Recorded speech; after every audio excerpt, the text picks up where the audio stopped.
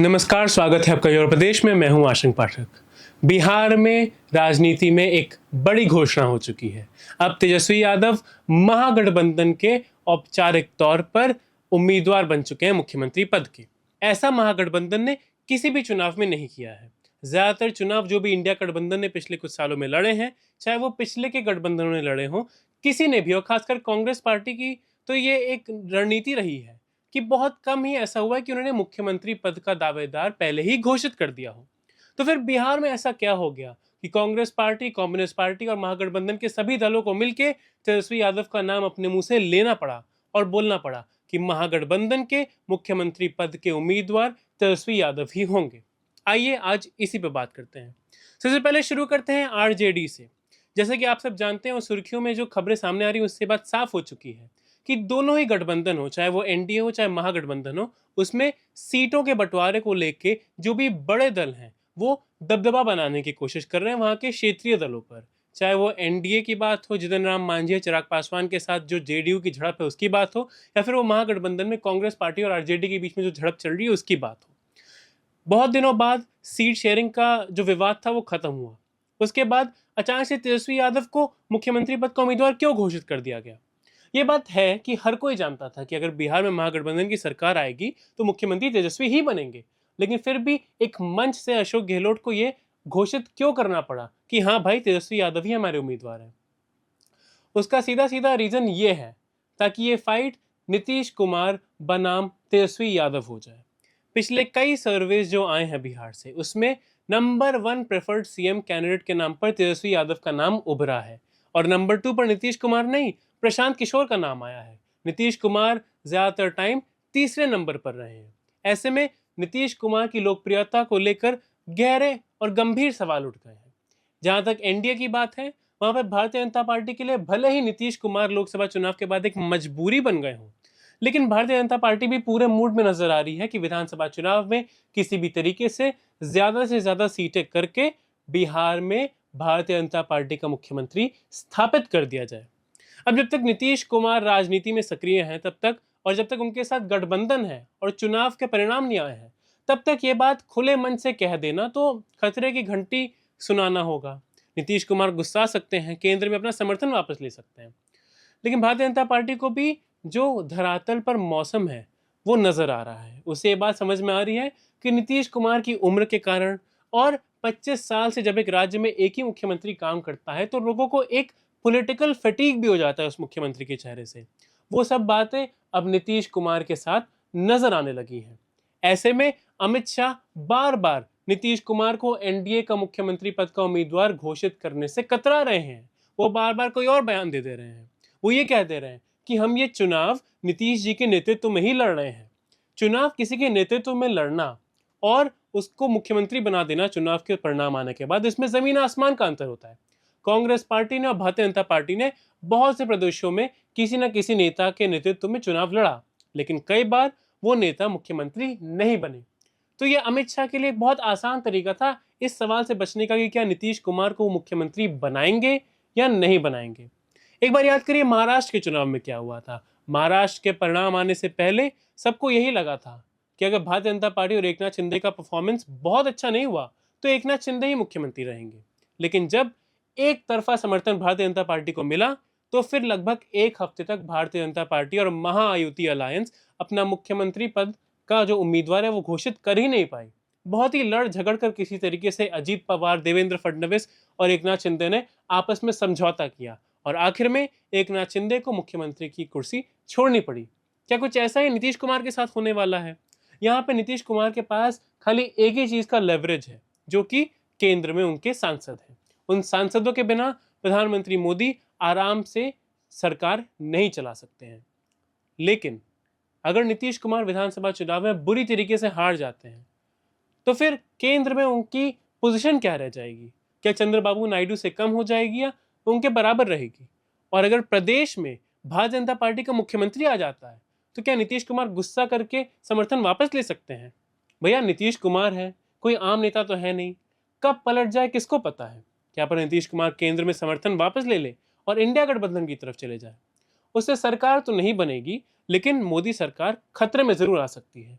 शायद इन्हीं कारणों की वजह से अमित शाह अभी भी नीतीश कुमार को पूरे तौर पर मुख्यमंत्री पद का दावेदार नहीं घोषित करना चाह रहे हैं। ये तो बात थी एनडीए की। अब आते हैं तेजस्वी यादव पे। तेजस्वी यादव के लिए तो सब कुछ आसान है इस समय बिहार में। संगठन उनका है, सबसे बड़ा दल उनका है, सबसे ज्यादा विधायक उनके हैं। उसके बाद भी वो इतने चिंतित क्यों थे कि उन्होंने कहा कि नहीं, मुझे गठबंधन से अपना नाम घोषित करवाना ही पड़ेगा। एक ऐसा काम जो उद्धव ठाकरे भी महाराष्ट्र में नहीं करवा पाए। उसका एक ही रीजन था, तेजस्वी यादव अपने नौकरी वाले एजेंडा और अपने उम्र वाले एजेंडा को और मजबूत करना चाहते हैं। वो ये दिखाना चाहते हैं कि एक तरफ नीतीश कुमार है जिनके आए दिन वीडियो वायरल हो रहे हैं जिसमें वो अजीबोगरीब हरकतें कर रहे हैं, अटपटी चीजें बोल रहे हैं, स्टेज से कभी किसी को गरिया दे रहे हैं, कभी कुछ और बोल दे रहे हैं। और दूसरी तरफ तेजस्वी यादव है जिनके ऊपर लालू यादव का साया नहीं है। लालू यादव ज्यादातर राजनीतिक मंचों से गायब होंगे, सारी कैंपेनिंग तेजस्वी यादव को ही करनी है। तो उन्हें पता है कि जनता को उनके अंदर आरजेडी का एक नया चेहरा दिख सकता है। लेकिन यहाँ पे अगर कोई दिक्कत करता तो होती कांग्रेस पार्टी, क्योंकि राहुल गांधी भी इस फाइट में खुलकर उतरना चाहते और राहुल गांधी के साथ उनके बहुत करीबी नेता जरूर आते हैं, यानी कि कन्हैया कुमार। कन्हैया कुमार ही वो एक कड़ी है जिसकी वजह से कांग्रेस पार्टी और आरजेडी के बीच में झड़प बनी हुई थी। कन्हैया कुमार को लेकर लालू परिवार में जो एक इनसिक्योरिटी नजर आती है वो एक बार फिर चुनाव आते आते सामने आ गई। अब वो इनसिक्योरिटी कन्हैया कुमार से भी आगे जा चुकी है, वो पप्पू यादव को भी इंक्लूड कर चुकी है।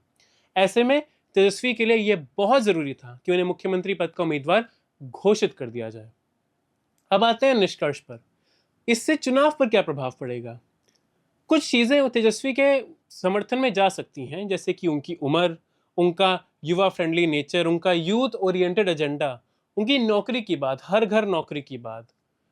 कुछ चीजें उनके खिलाफ भी जा सकती हैं जो कि जाएंगी ही, जैसे कि जेडीयू और भाजपा का वो कोर वोटर जिसके मन में अभी भी जंगल राज की यादें ताजा हैं और हर चुनाव में दोबारा ताजा हो जाती हैं। लेकिन अब लालू का चेहरा तेजस्वी के साथ नहीं है। वहीं तेजस्वी के एक बड़बोले भाई जिनको तेजस्वी ऐसे तो नहीं हटा सकते थे, तेज प्रताप यादव भी आरजेडी के मंच पर अब मौजूद नहीं है। इससे तेजस्वी की दिक्कतें कम हो गई हैं। पहले अगर तेज प्रताप यादव भी आरजेडी में होते तो कुछ ना कुछ विवादित बयान उनके मुंह से चुनावी माहौल में निकल ही आता, और अगर उससे नुकसान होता तो तेजस्वी यादव क्या करते? अपने बड़े भाई को तो नहीं डांट सकते थे। लेकिन विधि का विधान देखिए, अब तेज प्रताप यादव भी पता नहीं कैसे परिवार से भी निष्कासित हो गए हैं। दूसरी तरफ कांग्रेस पार्टी भी मान चुकी है कि ठीक है, हम आपको डिक्लेयर कर देना है कैंडिडेट, और लालू यादव अब सक्रिय उस तौर पर नहीं है कि उनका चेहरा जनता के सामने सीधे आए। तो फिर तेजस्वी यादव के सामने एक ही चीज बची ना, नीतीश कुमार के पॉलिटिकल फिटीक वाले चेहरे को हराओ और बन जाओ मुख्यमंत्री। संजय यादव तो पूछ ही चुके हैं कि तेजस्वी जी अब अपने शपथ ग्रहण समारोह में भाजपा के नेताओं को बुलाएंगे कि नहीं बुलाएंगे। तो उनको तो पूरा विश्वास है कि भैया ये चुनाव हमारा ही है। ये गलती उद्धव ठाकरे ने भी की थी, ये गलती कांग्रेस पार्टी ने भी की थी। हरियाणा में और महाराष्ट्र में उन्हें लगा था कि ये चुनाव हमारा है, ये हमारे लिए एक केक वॉक साबित होगा। केक वॉक तो भूल जाइए, महाराष्ट्र में तो इतनी सीटें भी नहीं आई कि विपक्ष के तौर पर उनकी इज्जत करी जा सके। भारतीय जनता पार्टी ने सबको अपने अंदर समा लिया। अब यहां पे एक और फैक्टर बचा है, प्रशांत किशोर फैक्टर। इन सब घटनाओं के बीच में प्रशांत किशोर बहुत परेशान से नजर आ रहे हैं। जब जब वो इंटरव्यू दे रहे हैं वो उखड़ जा रहे हैं। अगर कोई रिपोर्टर उन्हें ग्राउंड रिपोर्ट दे रहा है कि मैंने सुना या तो आरजेडी में फाइट या तो भाजपा में फाइट है, जन सुराज की उतनी बात नहीं हो रही जितना आप माहौल बना रहे हैं, आप हवाबाजी ज्यादा कर रहे हैं, और इस पर प्रशांत किशोर गुस्सा जा रहे हैं। भैया उनके दल के लिए कोई ऐसे बोलेगा, उन्हें गुस्सा आएगा, बात लाजमी है। लेकिन प्रशांत किशोर पहले इतना नहीं गुस्साया करते थे। 6 महीने पहले तक जब लोग उन्हें यही सवाल करते थे तो बहुत सौम्य तौर पर एकदम सरल तरीके से उस चीज का विश्लेषण करते थे और एक मैथमेटिकल जवाब देते थे कि देखिए वोट हमारा इतना यहाँ से हम लेंगे, इतना यहाँ से लेंगे, तो आप कैसे कह सकते हैं कि जन स्वराज इस लड़ाई का हिस्सा नहीं है। लेकिन अब प्रशांत किशोर तिलमिला उठे हैं। शायद जैसे जैसे चुनाव नजदीक आ रहा है प्रशांत किशोर को भी समझ में आ रहा है कि वो बिहार में अपने पहले चुनाव में एक फेलियर साबित होने वाले हैं। क्या पता जन स्वराज को इतना वोट भी ना मिले कि वो तीसरे नंबर पर सबसे बड़ी पार्टी बनकर बिहार की राजनीति में उभर सके। अगर ये कोई और नेता होता, मुकेश सैनी होते, चिराग पासवान होते, जितन राम मांझी होते, तो उनको इतना बुरा नहीं लगता, क्योंकि उनको पता है उनका दल छोटा है, उन्हें समय लगेगा।